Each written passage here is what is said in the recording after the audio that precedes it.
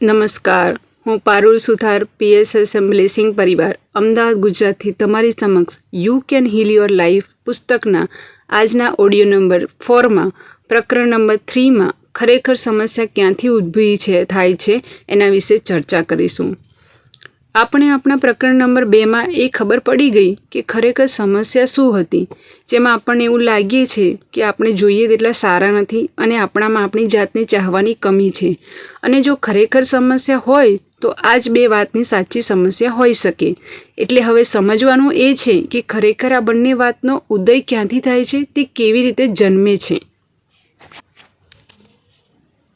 Topic number માનસિક ઘર સફાઈ. હવે સમય આવી ગયો છે કે આપણે આપણા ભૂતકાળને જરા બારીકાઈથી તપાસી જોઈએ. જે કોઈ માન્યતાઓ આપણને દોડતા રાખે છે તેના ઉપર એક નજર નાખી દેવાનો સમય આવી ગયો છે. કેટલાક લોકો આ પ્રકારની સફાઈ પ્રક્રિયાને બહુ દુઃખી થઈ અનુભવતા હોય છે, પરંતુ આ સફાઈ ખરેખર જરૂરી છે. ભૂતકાળમાં એ ભંડારમાં શું પડેલું છે તેને સાફ કરતાં પહેલાં જોઈ લેવું જરૂરી છે. જ્યારે તમે એક ઓરડો બરાબર સાફ કરવા માંગશો ત્યારે તમે એ ઓરડાની બધી ચીજોને ઉચકીને ધ્યાનપૂર્વક જોશો. કેટલીક વસ્તુઓ ત્યાં એવી હશે જેને તમે અત્યંત પ્રેમપૂર્વક જોશો, તેના ઉપરની ધૂળ ખંખેરી નાખશો, બનશે તો તેને પોલિશ કરાવી નવા જેવી બનાવી દેશો. કેટલીક વસ્તુઓ એવી હશે જેને ફરી રિપેર કરાવી લેવાનું તમને મન થશે અને તમે તેની નોંધ પણ કરી લેશો.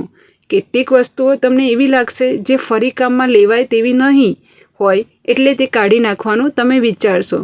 જૂના મેગઝીન, છાપાઓ, કાગળની ડીશો તમે કચરાપેટીમાં શાંતિથી પધરાવી દેશો.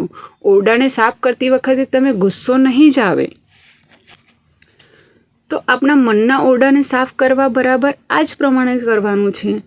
કેટલીક માન્યતાઓ જે ત્યાં ઘર કરીને બેસી ગઈ હોય છે, તમે ઉચકીને બહાર ફેંકી દેવામાં તમને રોષ પેદા ન થવો જોઈએ. જમ્યા પછી વધેલું ખાવાનું જે રીતે તમે કચરાપેટીમાં નાખી દો છો, તે જ રીતે આ માન્યતાઓને તમારે ફગાવી દેવી જોઈએ. આજનું જમણ બનાવવામાં શું ગઈકાલે ફેંકી દીધેલા વધારાના ખોરાકનો તમે ઉપયોગ કરશો? આવતીકાલના અનુભવોના ઘડતરમાં શું તમે જૂના માનસિક વિચારોના કચરાનો ઉપયોગ કરશો? જો કોઈ વિચાર કે માન્યતા તમારા માટે કામની ન રહી હોય તો તેને ફગાવી દો. ક્યાંય એવો કાયદો નથી કે એક જમાનામાં તમે અમુક માન્યતા ધરાવતા હતા તે તમારે કાયમ માટે ચાલુ રાખવી જોઈએ. ચલો હવે અમુક ટૂંકી દ્રષ્ટિઓ માન્યતાઓ જોઈએ અને જાણી લઈએ કે તે ક્યાંથી ઉદ્ભવે છે. પહેલી દ્રષ્ટાંત, હું જોઈએ તેટલો સારો નથી. એનો ઉદ્ભવ થાય છે એક પિતા તરફથી, જેણે વારંવાર પોતાના પુત્રને તું મૂર્ખ છે એમ કયા કર્યું હતું, કોઈ ત્યજાયેલા કે તરછોડેલા હોવાને લીધે. આ એક યુવકે કહ્યું છે કે તે સફળ થવા માંગે છે જેથી તેના પિતા ગૌરવ લઈ શકે, પરંતુ તે અપરાધ ભાવથી પીડાતો હતો, જેના લીધે ક્રોધ ઉત્પન્ન થતો હતો અને એના લીધે એક નિષ્ફળતા પછી બીજી નિષ્ફળતા જ તેના જીવનમાં આવતી હતી, કેમ કે એને એના પિતા તરફથી એવી માન્યતા મળી હતી કે તે જોઈએ તેટલો સારો નથી, તે મૂર્ખ છે. એક બીજા યુવકની વાત કરવાની તકલીફ પડતી હતી. મૌન એ તેની જીવનશૈલી બની ગઈ હતી.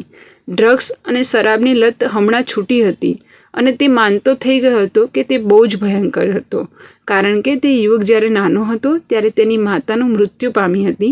એને તેની કાકીએ તેને મોટો કર્યો હતો, પણ કાકી એની સાથે ભાગ્યે જ વાતચીત કરતી હતી. જ્યારે તેને કોઈ હુકમ કરવો હોય ત્યારે જ વાત કરતી. એટલે એ યુવક જમતો પણ એકલો અને ચૂપચાપ રહેતો હતો. એટલે એના મનમાં એક ત્યજાયેલા કે તરછોડાયેલા હોવાની માન્યતા ઘર કરી ગઈ હતી, જેથી તે એવું માનતો હતો કે જોઈએ તેટલો તે સારો નથી. બીજી દૃષ્ટિ, જિંદગી ખતરનાક છે. એનો ઉદ્ભવ થાય છે ડરી ગયેલા પિતા તરફથી. એક યુવતી જિંદગીને સખ્તાઈથી લાગણીહીન રીતે જોતી હતી. તે હસી શકતી નહોતી અને જ્યારે હસી પડતી ત્યારે ડરી જતી કે હવે કશુંક ખરાબ બનશે. તેણીનો ઉછેર જ એવી રીતે થયો હતો કે હસવાનું નહીં તો ખરાબ તત્વો તેને ઘેરી લેશે, નહીં તો ખરાબ થશે. મન્યતા નકારાત્મક સંદેશાઓ. કેટલાક સંદેશાઓ બી આપણી પાસે એવા હોય છે જેનાથી આપણી નકારાત્મક વિચારો ઉત્પન્ન થાય છે. હવે આપણે એક પ્રવૃત્તિ કરવાની છે, જેમાં એક કાગળ લઈને તમે તમારા મા બાપ તરફથી કંઈક ટૂંકી દ્રષ્ટાંત સાંભળવા મળી હોય 2 લખવાના છે. જેમ કે તમારા મા બાપે તમે ખોટા છો એવું કહ્યું હોય, અમુક નકારાત્મક સંદેશાઓ તમને એમની પાસેથી સાંભળ્યા હોય, તેઓએ પૈસા અંગે શું કહ્યું હતું, તમારા શરીર અંગે શી સલાહો આપી હતી, પ્રેમ અને સંબંધો વિશે તેઓએ શું કહ્યું હતું, તમારી સર્જનાત્મક શક્તિઓ વિશે તેઓ શું બોલ્યા હતા. આ બધી જ યાદી બનાવીને એક તરફ નિષ્પક્ષ ભાવે જુઓ અને તમારી જાતને કહેજો, અચ્છા તો અહીંથી મારી માન્યતાઓ જન્મ લીધો હતો. સાથે સાથે તમારા સગા સંબંધીઓ, શિક્ષકો, મિત્રો, સત્તા ધરાવતા લોકો, તમે જેઓને સંત માનો છો તેમના તરફથી પણ કયા કયા નકારાત્મક સંદેશાઓ મળ્યા છે એ પણ યાદીમાં લખવાનો પ્રયત્ન કરજો. જ્યારે આ બધું તમે યાદી બનાવો તો સાથે એ લાગણીનો અનુભવ પણ કરજો. તેનાથી સજાગ પણ રહેજો, કેમ કે આ જ બધી યાદી તમારે તમારા સજાગ મનમાંથી દૂર કરવાની છે. માન્યતાઓને દૂર કરવાની છે જે તમારામાં લાગણી ઊભી કરી છે કે તમે જોઈએ તેટલા સારા નથી. હું તમને એક ઉદાહરણ આપું છું. તમારી જાતને બાળક તરીકે જોવો. પહેલાં ધારો કે એક 3 વર્ષના બાળકને લઈને તમે એક ઓરડાની વચ્ચે બેસાડી દો અને તમે એને હું તેની તરફ બૂમ પાડીઓને કહીએ કે તું કેટલો મૂર્ખ છે, કોઈ વાત સરખી રીતે કરતા અને આવડતી જ નથી, તારે આમ ન વર્તવું જોઈએ, જો તે કેવો ધાર વાળી દીધો છે અને વળી વચ્ચે તેને ધોલ ધપાટ પણ કરી લઈએ તો શું બનશે? પેલું બાળક ડરી જઈને રૂમમાં એક બાજુ બેસી જશે અથવા તો રડી રડીને અડધું થઈ જશે. બાળક આ બંનેમાંથી એક રીતે વર્તશે, પરંતુ તેની સાચી શક્તિથી આપણે તો અજાણ જ રહીશું. એ જ બાળકને એ જ રીતે ઓરડાની વચ્ચે બેસાડી આપણે એવું કહીએ કે તે કેટલો પ્રેમ કરીએ છીએ, તારી કેટલી ચિંતા રાખીએ છીએ, તું કેટલો દેખાવડો છે, કેટલો હોશિયાર છે, તું જે રીતે આગળ વધી રહ્યો છે તે દાદ માંગી લે તેવું છે, ભૂલ તો થાય, તું ભૂલ કરીશ તો જ નવું શીખીશ. અને પછી જુઓ એ બાળકની સાચી શક્તિ કેવી ખીલી ઉઠે છે, તમે દંગ રહી જશો. આપણા શોમાં એક 3 વર્ષનો બાળક જ વસેલો હોય છે અને આપણે ઘણી વખત આપણા મોટા ભાગનો સમય એ બાળક સામે ઘાંટા પાડવામાં વિતાવીએ છીએ અને પછી આપણને નવાઈ લાગે છે કે આપણી જિંદગી કેમ પાટા ઉપરથી ઉતરી ગઈ. હવે આપણી પાસે એક યાદી છે જેમાં બાળક તરીકે આપણે નકારાત્મક સંદેશાઓ સાંભળ્યા હતા. આ યાદી તમારી એ માન્યતા સાથે બંધબેસતી છે કે નહીં, તેઓ જેવા હોવા જોઈએ તેટલા સારા નથી. શું તે બંને એક સમાન છે? તો હા, એ બંને એક સમાન છે. પહેલું, દોષનો ટોપલો તમારા કુટુંબ ઉપર. જેમ કે સમસ્યામાં સબળ્યા કરવા માટેનો ઉત્તમ માર્ગ એ છે કે કોઈના ઉપર દોષનો ટોપલો ઢોળી દેવો. બીજાને દોષપાત્ર ઠરાવવાથી આપણે આપણી શક્તિ, આપણી સત્તા બીજાને સોંપી દઈએ છીએ. સમજણ આપણને સમસ્યાથી ઉપર ઉઠાવીને આપણા ભાવિને કાબૂ લેવાની શક્તિ આપે છે. ભૂતકાળને બદલી શકાતો નથી, જ્યારે ભાવિને આપણા સમકાલીન વિચારોથી ઘડી શકાય છે. આપણા મા બાપ જે સમજણ, જે જાગૃતિ અને જે જ્ઞાન તેઓ પાસે હતું તે પ્રમાણે તેમનાથી બનતું બધું જ કરી છૂટતા હતા. આપણે જ્યારે બીજાનો વાંક કાઢતા હોઈએ છીએ ત્યારે આપણે જવાબદારીમાંથી છટકી જતા હોઈએ છીએ. બાળપણમાં જે કોઈ લોકોએ આપણી સાથે ખરાબ વર્તન કર્યું તે બધા લોકો પણ આપણી જેમ ડરેલા અને ગભરાઈ ગયેલા જ હતા. તેઓએ પણ એવી જ બિનસહાયતા અનુભવી હતી જે આપણને અનુભવીએ છીએ. તેઓ આપણને એ જ રીતે વાતો શીખવી છે જેઓ તેઓ શીખ્યા હતા. તમારા મા બાપના બાળપણથી કેટલીક વાતો તમે જાણો છો, ખાસ કરીને તેઓના પ્રથમ 10 વર્ષની વાતો. જો શક્ય હોય તો તેઓને પૂછીને ખોડી કાઢો. જો તમે તેઓના બાળપણની વાતો શોધી શકશો તો તમે ખૂબ જ સહેલાઈથી એ વાત સમજી જશો કે તેઓ શા માટે આ પ્રમાણે વર્ત્યા હતા. સમજણ તમારામાં સહાનુભૂતિ પેદા કરશે. જો તમે તમારા મા બાપના બાળપણની વાતો જાણી ન શકો કે શોધી કાઢી ન શકો તો કલ્પના કરજો કે તેઓ કેવા હતા. કઈ જાતનું બાળપણ આ પ્રકારના માનવીને ઘડી શકે છે. તમારી મુક્તિ માટે આ સમજણ મેળવવી ખૂબ જ જરૂરી છે. જ્યાં સુધી તમે તેઓની વાતોમાંથી મુક્ત થતા નથી ત્યાં સુધી તમે મુક્તિ મળતી નથી. જ્યાં સુધી તમે તેઓને માફ ન કરી દો ત્યાં સુધી તમે તમારી જાતને માફ કરી શકતા નથી. જો તેઓ તરફથી તમે સંપૂર્ણતાની માંગણીની આશા રાખશો તો તમે તમારી જાત પાસેથી પણ એવી જ આશા રાખતા થઈ જશો અને પછી આખી જિંદગી તમે દુઃખમાં જ વિતાવશો. બીજી, આપણા મા બાપની પસંદગી. હકીકતમાં આપણા મા બાપ આપણે જ પસંદ કરીએ છીએ. હું માનું છું કે અનંતતા વચ્ચે એક અંતહીન યાત્રાએ આપણે સૌ નીકળ્યા છીએ. આપણી આધ્યાત્મિક ઉત્ક્રાંતિ માટે જરૂરી એવી ખાસ વાતો જાણવા આપણે આ ધરતી પર આવ્યા છીએ. આપણે આપણી જાતીયતા, આપણો રંગ, આપણો દેશ પસંદ કરી આપણે એવા મા બાપને પસંદ કરીએ છીએ જે આપણા માનસિક વલણોની બરોબર કરી શકે. આ ધરતી ઉપર આપણી મુલાકાત જાણે આપણે શાળાએ જતા હોઈએ તેવી છે. જો તમારી મિકેનિક થવું હોય તો તમારે મિકેનિકની સ્કૂલે જવું પડે, તમારે વકીલ થવું હોય તો કાયદા શીખવતી કોલેજ જવું પડે.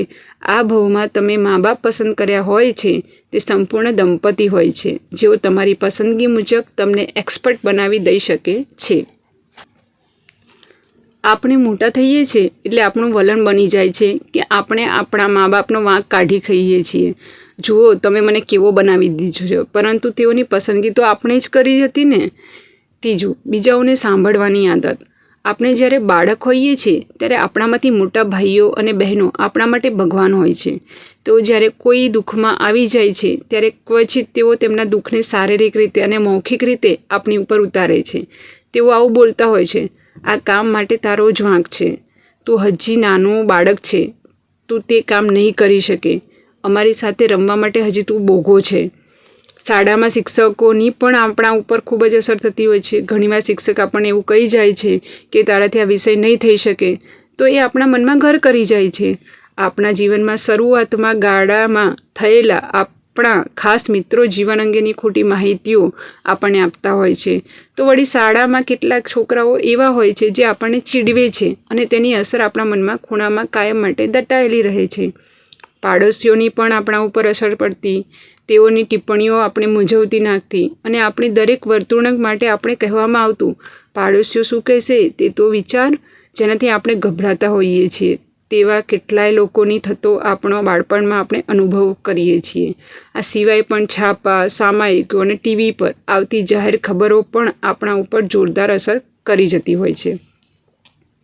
ટૂંકમાં વાત એ છે કે આપણા બાળપણની આ બધી જ મર્યાદાઓને આપણે ટપી જવાની છે, તેને ઓળંગી જવાની છે. પછી તે ગમે તેવી અને ગમે તેટલી કેમ ન હોય, આપણી મહાનતા અને દિવ્યતાને આપણે આત્મસાત કરી લેવાની છે.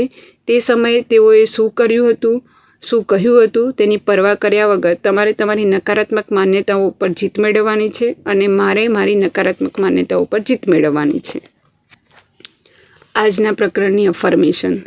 જીવનની અનંતતા વચ્ચે જ્યાં હું છું ત્યાં બધું જ પૂર્ણ, સંપૂર્ણ અને અખંડ છે. ભૂતકાળનો મારા ઉપર કોઈ પણ પ્રભાવ નથી, કારણ કે હું સમજણ મેળવવા અને બદલાવ લાવવા તૈયાર છું.